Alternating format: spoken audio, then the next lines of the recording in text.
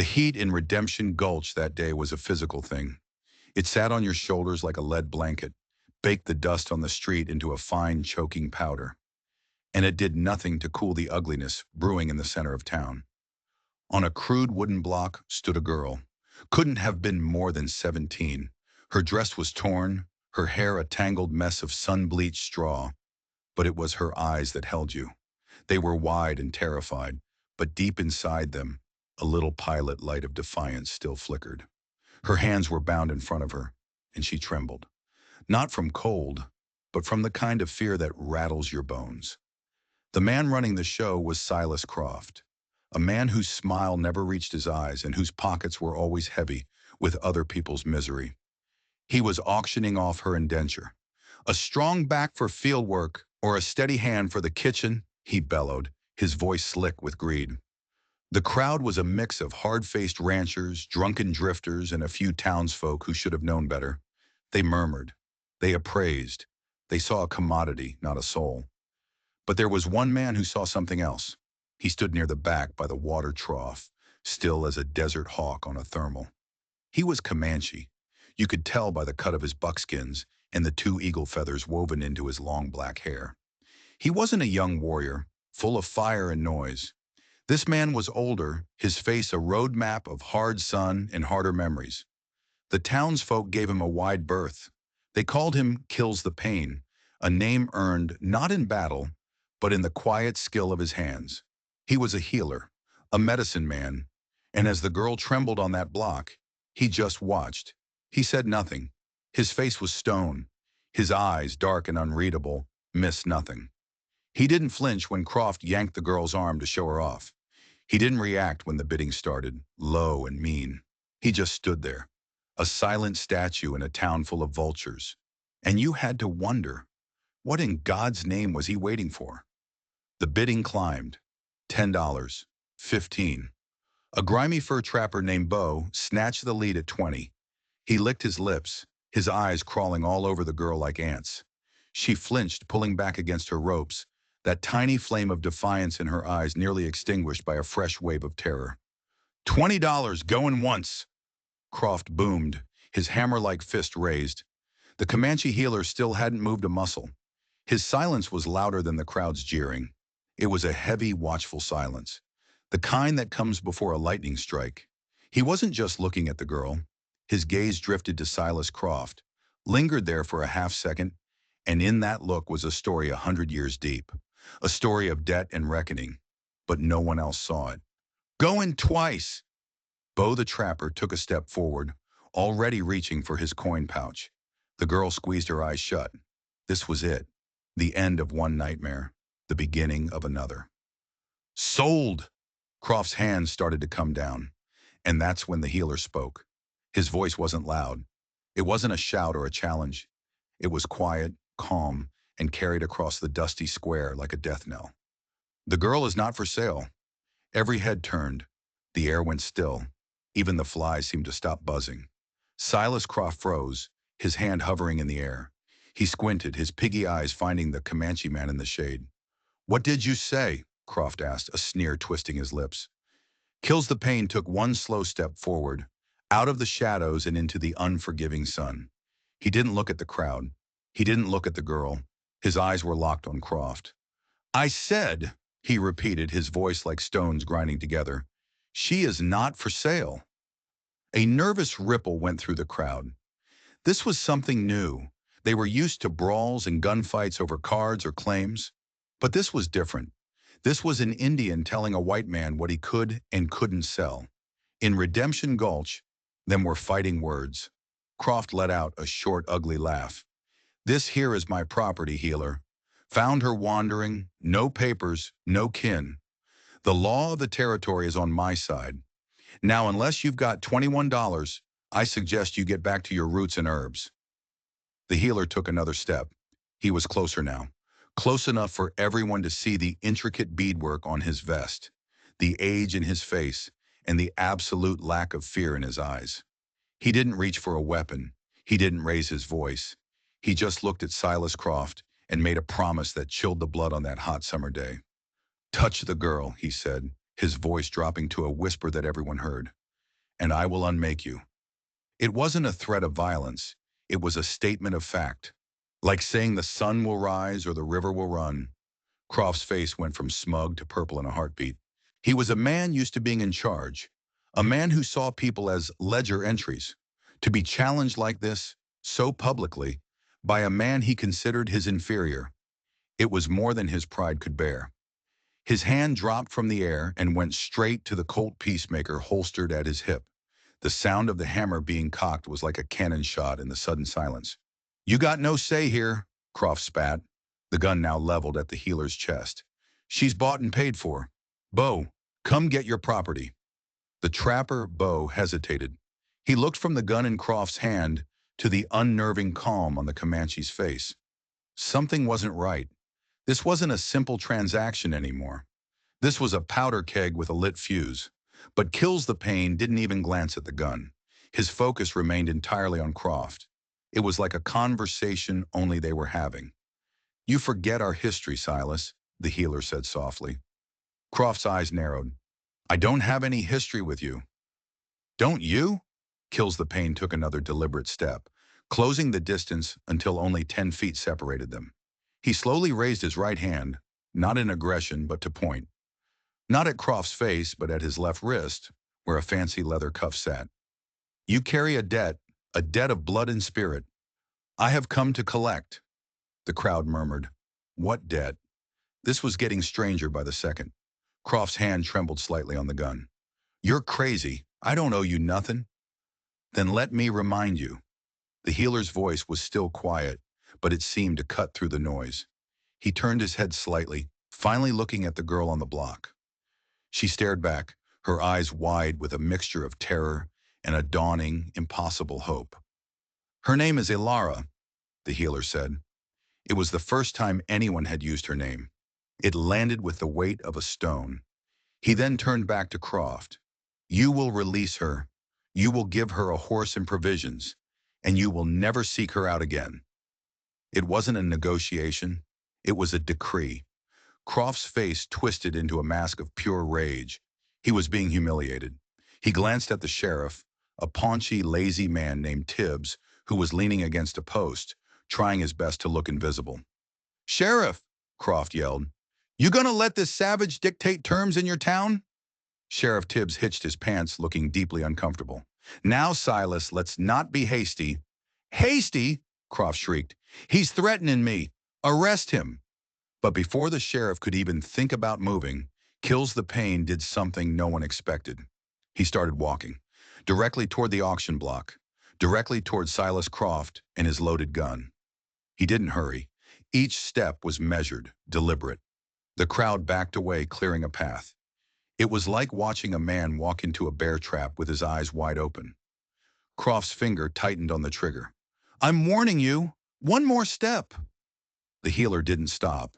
He was now so close the barrel of the Colt was nearly touching his chest. He stopped. He looked down at the gun, then back up into Croft's sweating, panicked face. And then he reached out, not to grab the gun, but to gently take the girl's bound hands in his own. His touch was firm, steady.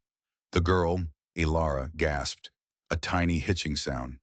Her safety is my word, Kills the Pain said, his eyes never leaving Croft's. And my word is the only law that matters today. He produced a small, sharp knife from a sheath at his belt, and with one clean slice, cut the ropes binding Ilara's wrists. She stumbled forward, free, rubbing the raw marks on her skin. Croft was shaking now, a mix of fury and fear. He had the gun. He had the power. So why did he feel like the one in the trap? Why did the healer's calm feel more dangerous than any weapon? This is my town, Croft screamed, spittle flying from his lips. This is my land, the healer replied without heat. He put a protective hand on Ilara's shoulder and began to guide her off the auction block, right past the sputtering armed man. He was walking her away, just like that. And Silas Croft, with a gun in his hand and the supposed law on his side, did nothing to stop him. He just stood there, shaking as the Comanche healer led the girl away from the crowd toward the edge of town. No one understood it. No one knew what unseen power had just been wielded. But as they disappeared into the shimmering heat haze, one thing was crystal clear. This was far from over. The walk through Redemption Gulch was the longest of Valera's life. Every window felt like an eye. Every shadow felt like a threat. The big Comanche man, this kills the pain, kept a steady hand on her shoulder, guiding her past the saloon, past the blacksmiths, toward the stables at the far end of the street. He hadn't said another word to her. He hadn't explained a thing. Behind them, the stunned silence had broken. Shouting erupted. She could hear Croft's voice, raw with fury, screaming at the sheriff. She braced herself for the sound of running boots, for a gunshot to ring out and end this strange temporary freedom. But nothing came. They reached the stables. The air inside was cool and smelled of hay and horses. Kills the Pain walked to a stall holding a lean, muscular paint horse. He moved with an economy of motion, saddling the animal without any wasted effort. Alara stood by the door, wringing her hands. Who are you? She finally whispered, her voice hoarse. He didn't turn around. He just kept working on the saddle cinch. I am the man who holds Silas Croft's debt. What debt? She pressed. I don't understand. He was going to kill you. He thought about it, the healer said, finally turning to face her. His dark eyes seemed to look right through her. But fear is a stronger rider than courage, and Silas Croft is a very fearful man. He gestured to a barrel. There is water. Drink. She drank, the cool water a balm on her raw throat. He finished with the horse and then approached her. He was tall and she had to crane her neck to look up at him. He examined her face, his gaze clinical, like a doctor's. He hurt you, he stated. She flinched, touching a bruise hidden by her hairline. It's nothing. Pain is never nothing, he corrected her gently. He opened a small pouch on his belt and took out a bit of a greenish paste. With a surprisingly gentle finger, he dabbed it on her bruise. It was cool and smelled of mint and earth. This will help. The simple act of kindness after so much brutality was almost too much. Her eyes welled up. Why are you doing this? I made a promise, he said, as if that explained everything. To keep you safe. But you don't even know me. A flicker of something, pain, memory, something ancient, passed through his eyes. I know enough. He led the horse out of the stable. Another horse, a rugged-looking bay, was already tied to the rail, loaded with supplies. He had planned this. He had come to town knowing exactly what he was going to do. This wasn't a whim. This was a reckoning. As he helped her mount the paint horse, the stable owner, a wiry man named Jeb, came scurrying out. Healer, he said, wringing his hands. Croft is forming a posse. He's telling everyone you stole his property. The sheriff ain't going to be able to hold him back for long. Kills the Pain just nodded, as if this was expected. He swung himself onto his own horse with fluid grace. They'll follow you, Jeb warned. Croft knows these lands almost as well as you do. He knows the trail, the healer corrected. He does not know the land. There is a difference. He looked at Alara, his expression serious. We must ride hard. Can you do it? She looked back toward the town, toward the dust cloud that was likely Croft and his men gathering. The fear was still there, a cold knot in her stomach. But for the first time in weeks, it was joined by something else, a flicker of hope. She nodded, gripping the reins. Yes. Good. He turned his horse north toward the jagged, sun-scorched hills that rose up from the plains. Stay close. Do not fall behind. With a kick, they were off, leaving the squalor of Redemption Gulch behind them. The pounding of the hooves was a drumbeat of escape. But as Alara glanced back, she saw them. A group of riders, maybe 5 or 6, spilling out of the main street, their shapes distorted by the heat. They were coming. The chase was on. The land they rode into was unforgiving. It was a brutal canvas of rock, sand, and thorny scrub. Kills the Pain set a punishing pace, navigating the treacherous terrain with an instinct that seemed supernatural. He never consulted a map, never hesitated at a fork in a canyon. He moved as if the land itself was speaking to him. Alara struggled to keep up. Her body ached, her hands were raw on the reins, but she refused to slow down. Every time she felt her resolve waver, she would picture Croft's leering face. and a fresh jolt of adrenaline would surge through her. They rode for hours, the sun climbing to its zenith and beating down without mercy. The posse behind them was relentless. Sometimes they would disappear behind a ridge, and a sliver of hope would rise in Alara's chest, only to be crushed when they reappeared, closer than before. Croft was a man possessed. This was no longer about $20. It was about humiliation. The healer had challenged his authority, his very manhood, in front of the whole town. Croft wouldn't stop until he had blood. Late in the afternoon, Kills the Pain led them into a narrow, winding canyon. The walls rose up on either side, casting long, cool shadows. The temperature dropped, and the sound of their horses' hooves echoed eerily. "We rest here," he said, his voice low.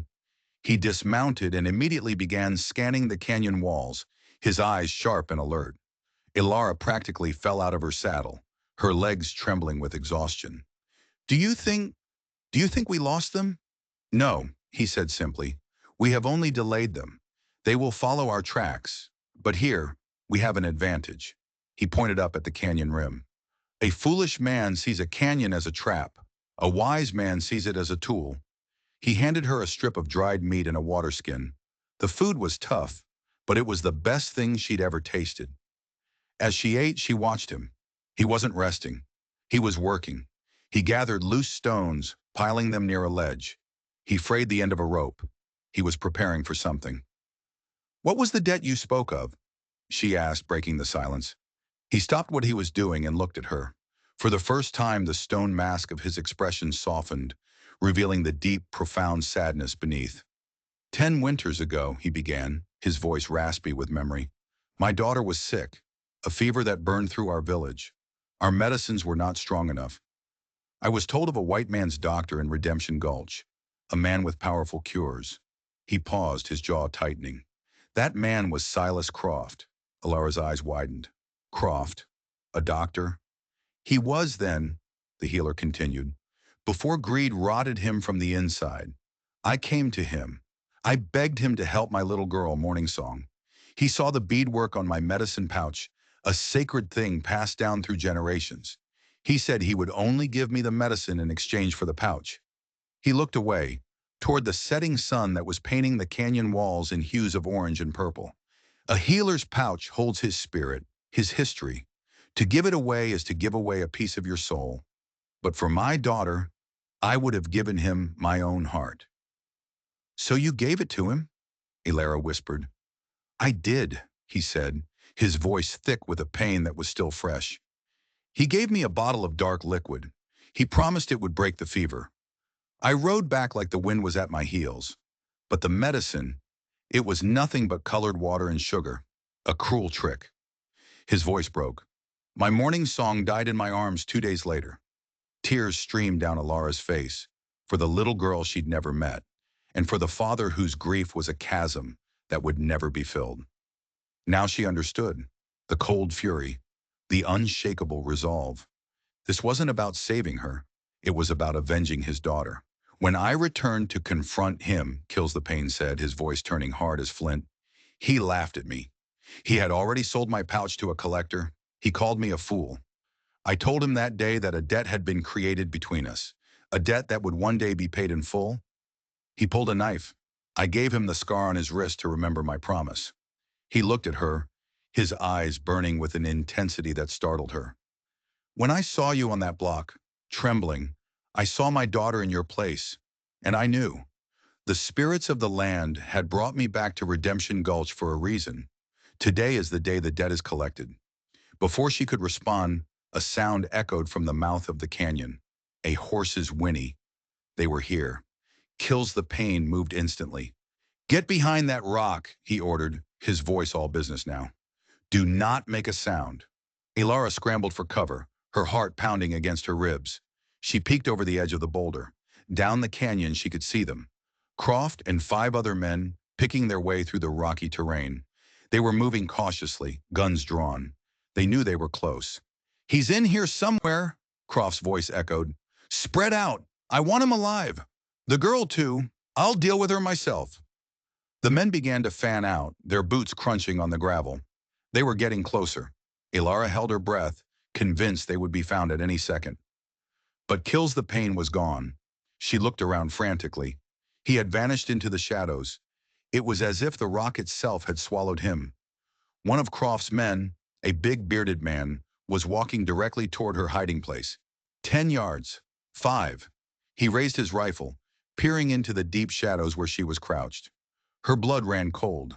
Suddenly, a pebble clattered down from the canyon wall high above. The man looked up, distracted. In that split second of inattention, a shadow detached itself from the wall behind him. It was Kills the Pain. He moved with a speed that was terrifying, silent as a mountain cat. He didn't use a knife. He didn't use a weapon. He struck the man at the base of the neck with the heel of his hand. The man crumpled to the ground without a sound, unconscious. The healer dragged him into the darkness in one fluid motion. It had taken less than 3 seconds. Another of Croft's men called out, "Jed, you see anything?" Silence. "Jed." The man started walking toward where his companion had fallen. Croft, sensing trouble, spurred his horse forward. "What is it? What's going on?" Elara watched in terrified awe. Kills the Pain wasn't just a healer. He was a ghost, a predator who knew this land as intimately as he knew the back of his own hand. He was using the canyon as a weapon, and the hunt had just begun. Croft and his remaining 4 men huddled together, their nervousness a palpable thing. The sun had dipped below the canyon rim, and the shadows were growing long and distorted, playing tricks on the eye. "He's toying with us," one of the men hissed, his eyes darting around. "He's one man," Croft snapped, but his own voice lacked conviction. He was trying to convince himself as much as his men. "Find him. There's a bonus for the man who puts a rope on him." That was a mistake. Greed made them reckless. 2 of the men broke off, heading deeper into a narrow offshoot of the main canyon, hoping to corner their quarry. Kills the Pain was waiting. From her hiding spot, Elara couldn't see what happened, but she heard it. A startled cry, cut off abruptly. The sound of a heavy fall, then silence. A few moments later, one of the men came stumbling back out of the passage, his face pale, his eyes wide with fright. He's gone," the man stammered, pointing back into the dark crevice. "Milo's just gone." Panic started to set in. This wasn't a posse hunting a fugitive. This was a trap, and they were the prey. Croft was losing control. "Cowards, he's flesh and blood. Go in there and flush him out." But no one moved. They were looking at the shadows now, seeing a threat in every dark corner. Kills the Pain had done more than take out 2 of their men. He had shattered their nerve. Then from high up on the canyon wall, his voice drifted down, calm and clear. "Leave now, Silas. Leave, and I will let you live." Croft spun around, firing his pistol wildly up at the cliffs. The bullets ricocheted with angry whines, sparking off the rock. "Show yourself, you coward!" he screamed, his voice cracking. "I am not the coward here," the voice returned. "The coward is the man who poisons a dying child. The coward is the man who sells human beings for profit." Each word was a hammer blow to Croft's authority. The 2 remaining henchmen exchanged a nervous glance. They had signed on to catch a thief, not to settle some dark, personal vendetta. "He's lying," Croft yelled, seeing his men waver. "Don't listen to him." But the seed of doubt had been planted. They had all known Croft for years. They knew his greed. They knew his cruelty. The healer's story, as fantastic as it sounded, had the ring of truth. Kills the Pain made his move. While Croft was distracted, yelling at the cliffs, the healer shimmied down a rock face on the opposite side of the canyon, landing as softly as a falling leaf. He was now behind Croft and his 2 men. Elara's heart was in her throat. She wanted to scream a warning, but she was frozen in place.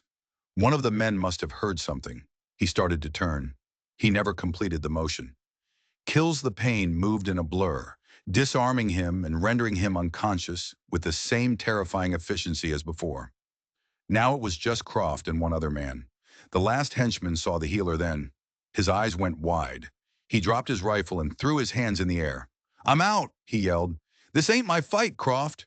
You're on your own." He turned and ran, scrambling back down the canyon as fast as his legs could carry him. And just like that, it was 2. Silas Croft alone spun around, his face a mess of sweat and terror.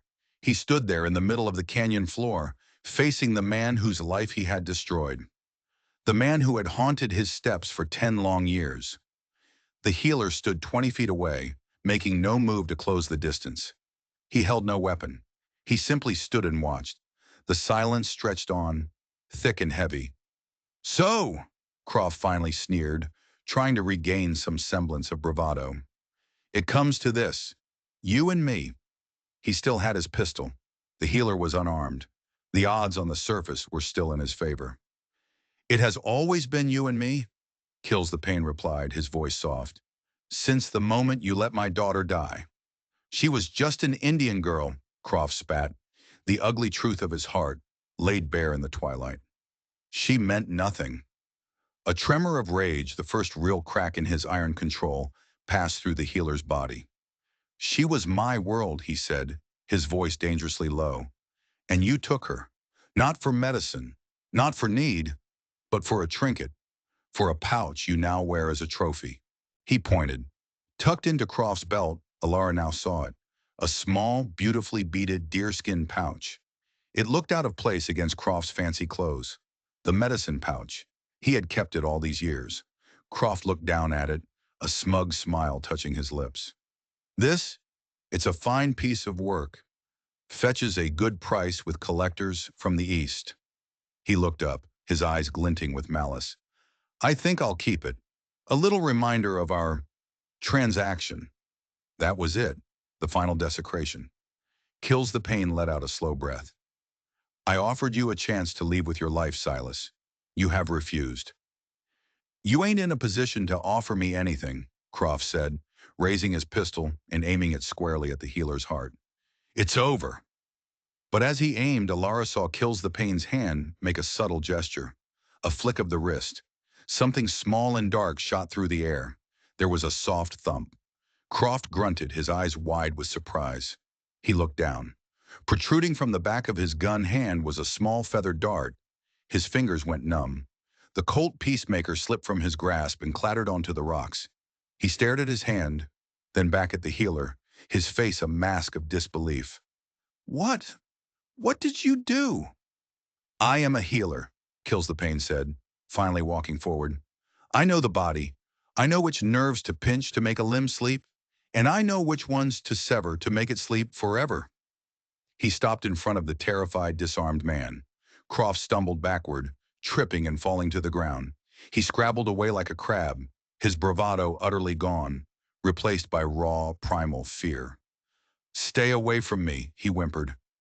Kills the Pain looked down at him, not with hatred, but with a kind of weary finality. He reached down not to strike him, but to gently unhook the medicine pouch from Croft's belt. He held it in his hands for a moment, his eyes closed, as if cradling a ghost. When he opened them again, the fire was gone, replaced by an emptiness that was somehow even more terrifying. "Your life is yours to keep, Silas," he said, his voice hollow. "But your name, your reputation, they are mine to take." Croft stared at him, uncomprehending. "What are you talking about?" From behind the rock, Ilara suddenly understood. It wasn't about killing him. It never was. The debt wasn't for a life. It was for an honor that had been stolen. Kills the Pain turned his head and looked directly at her hiding place. "Ilara, you can come out now." Trembling, she stood up and walked into the open. Croft's jaw dropped when he saw her. He had forgotten all about her in the chaos. "The girl," he stammered. "The girl is a witness," the healer said. "She will return to Redemption Gulch. She will tell them what happened here.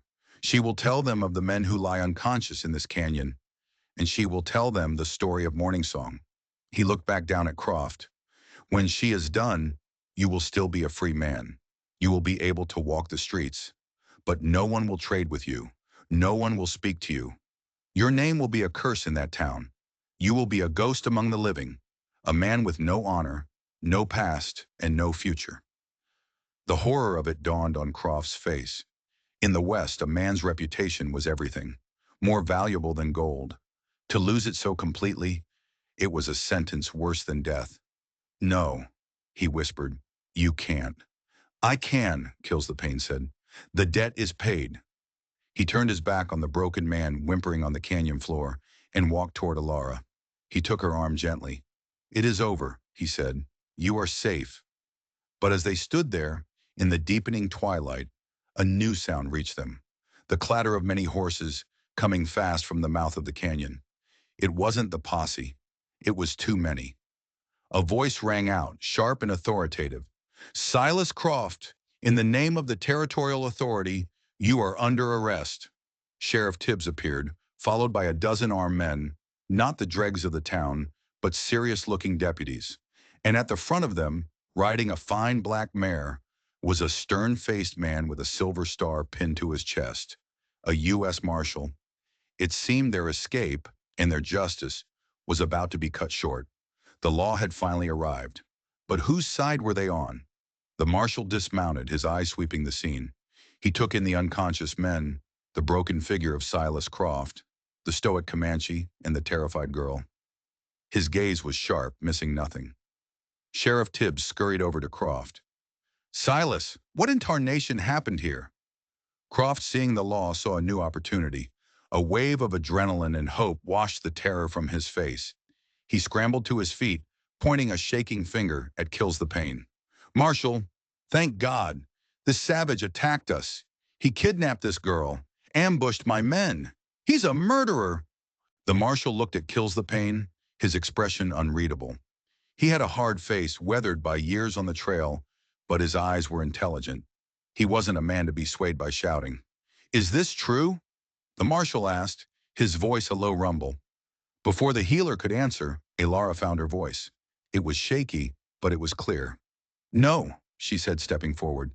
The marshal's eyes shifted to her. "That's not what happened. Not at all." Croft's face contorted.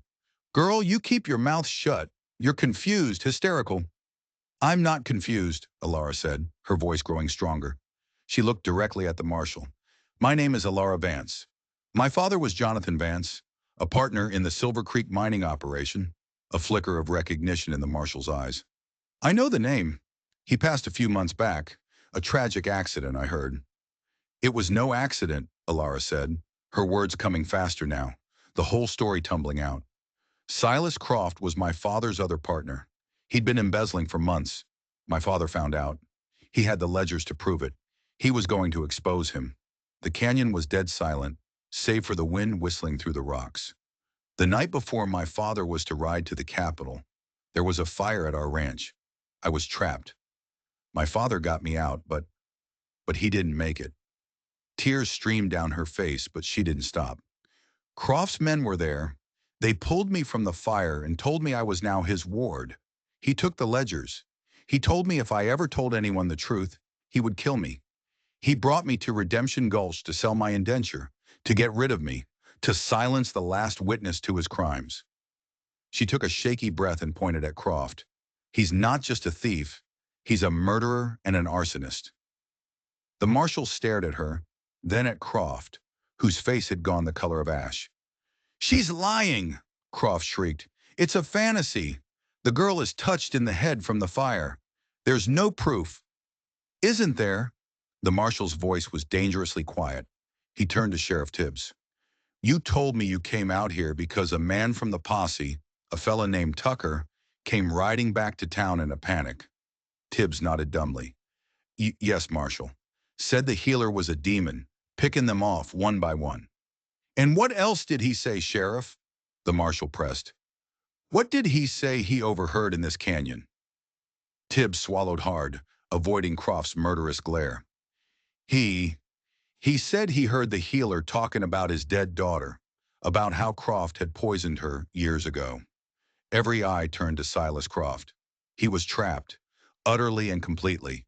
His own man had corroborated the healer's story. The foundation of his lies had crumbled. The marshal walked slowly toward him.